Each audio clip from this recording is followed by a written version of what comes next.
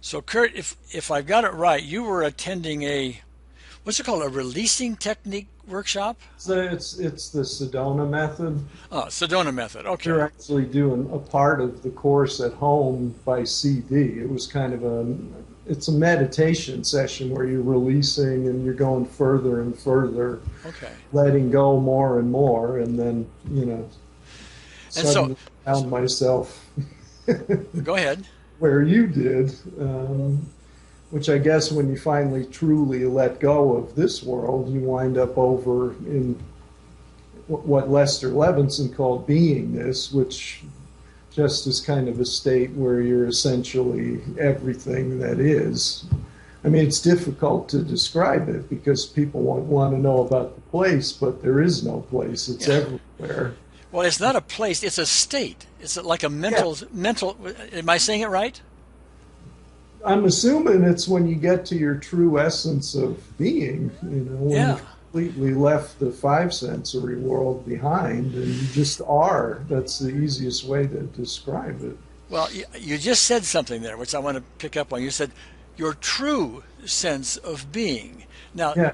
now the way I hear that, and I want you to comment on this, if you will, is that that state that you and I have both been in briefly Mhm. is the true sense of being. Meaning, this state we're in now is not the true one.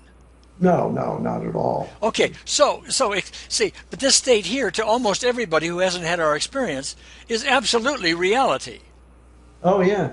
So if you would put words around this true state, and why is that true and this isn't? Well, it's really almost hard to put words to it because words we have here don't fit it. Right. You just have I just had a tremendous sense of this is who I really am. And everything here, I think I said something to you in the email that kind of way far off in the distance was this sense that nothing here, even in regards to personal interaction, really occurs at a true, unconditionally loving. There's always that ego factor involved at some level of almost like a manipulation or you're just not fully yourself, hardly ever. Yeah, and that's a sad thing. Well, yeah, in that other state, and these are my words now, so Yeah, change them if they don't fit for you. It's yeah, like the the intense love that's there, and to me there was only love, and that's very hard to say to people that there's right, only love, because in our experience here there's not only love, there's also hate and resentment, right. and Yeah, in the book on the counter, and yeah, the belt around your waist, and I mean there's just all this other stuff yeah, that competes. But there's only right. only love, that there, it has no competition. it's it, No, it's it's just like a presence, and yeah. I mean that's really how you're just a presence that's universal and omnipresent, and there's no emotion there, no, but it's very rich and it's very fulfilling and It's like if there's no opposition to right. it, um, then I mean we have. It's hard for us to get to some place and say, well, there's no opposition. We can't mentally do that because we're experiencing opposition all the time. Things conflict all the time. Okay, it's, Yeah, it's it's something like a it football. is. It's something like a football team taking the field, but there's no defense. Yeah. And just whoosh, off you go, and all you do is score, score, score, score, score. Um, No, it's just very quiet, peaceful, immense, awesome, and there is no, what's the word? There's like nothing there but presence. That's the only way I can describe it. okay.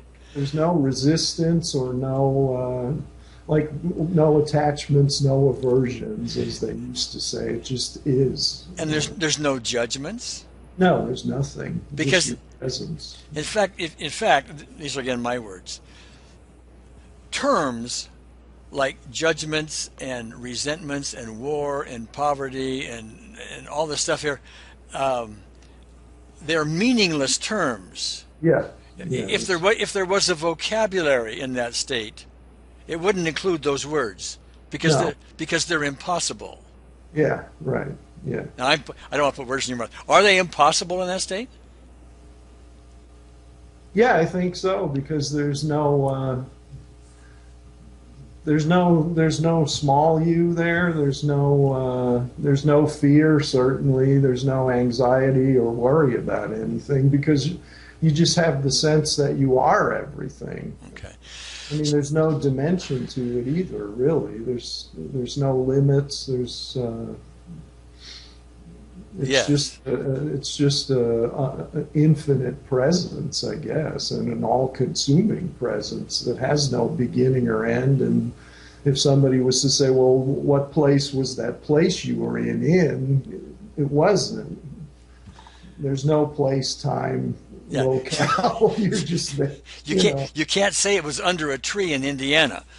No, I mean, I think that's where the I am comes from, and the beingness and the be, and because that's what it is. That's the only thing you can describe it as. Okay, I have a kind of a philosophical question for you, and I realize nobody's ever asked you this before, so do with it as you will, okay?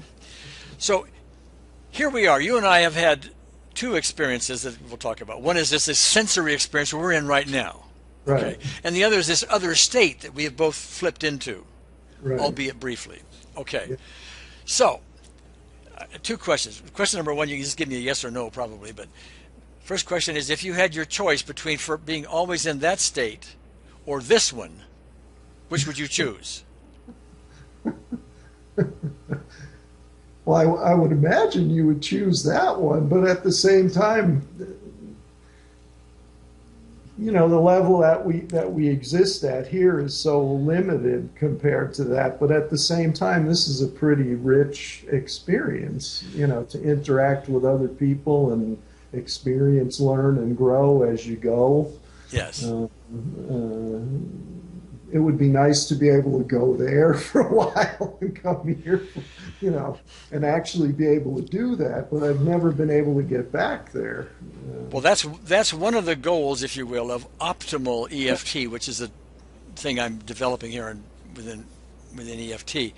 And the idea is these states are so different, but if we can get to this other state, ideally, if we can get there again and stay there, maintain it permanently, or for long periods of time, and then bring it here somehow. Yes, and then yes, once we've done that and really embedded that, and we walk around inside this body, but with this state that sees only love. Right. Where everything is taken care of for you. Yeah. And you are basically adored from moment to moment, even though there are no moments, okay? Right. The impact you would have on the world, this world in that state, would be monumental. It is, comment on this, it is my view that if I were to get back to my state again, maintain it permanently, and I've said this many times other places, I, in that state, could walk into a hospital, and just my presence being so pure of love, and so ultimately healing, just my presence would start healing people. Yeah, I think so. Yeah.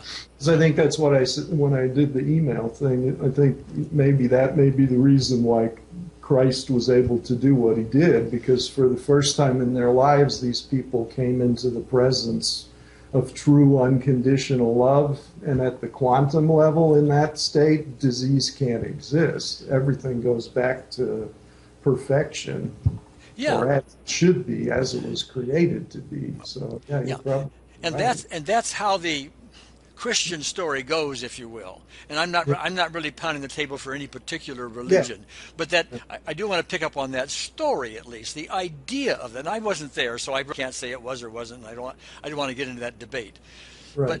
the idea of that, of somebody being presumably so in such a pure state of love that their Right. mere presence raises the dead, cures the blind, fixes leprosy, makes wine out of water, and whatever you do, these things which we think are impossible in this state become matter of fact in that state where everything is possible. Yeah. So, okay, anything you'd like to add, Ken? No, it's just, the question I always have is, well, we both went there. Now we're back. Have we made any progress? Or, Well, that's a really good question. Where, to be off into that and get a glimpse of that, it just kind of lets you know just how intense and just how deeply the programming here goes. Well, just how many trees there are in the forest to knock down before you get all of that out of the way. Well, yeah, and so we see the size of the problem, if you will. In EFT, I'm hoping to, with optimal EFT, address that and start to clear the debris, if you will. In fact, the phrase we use within optimal EFT is our aim is to remove the blocks to the awareness of love's presence. Right. Because it's always here. You and I just tuned into it. Yeah. Right now, we've got it blocked to some degree. Yeah. However, that experience to me changed the way I look at everything. Mm-hmm. It has done ever since then. It's been. It doesn't mean.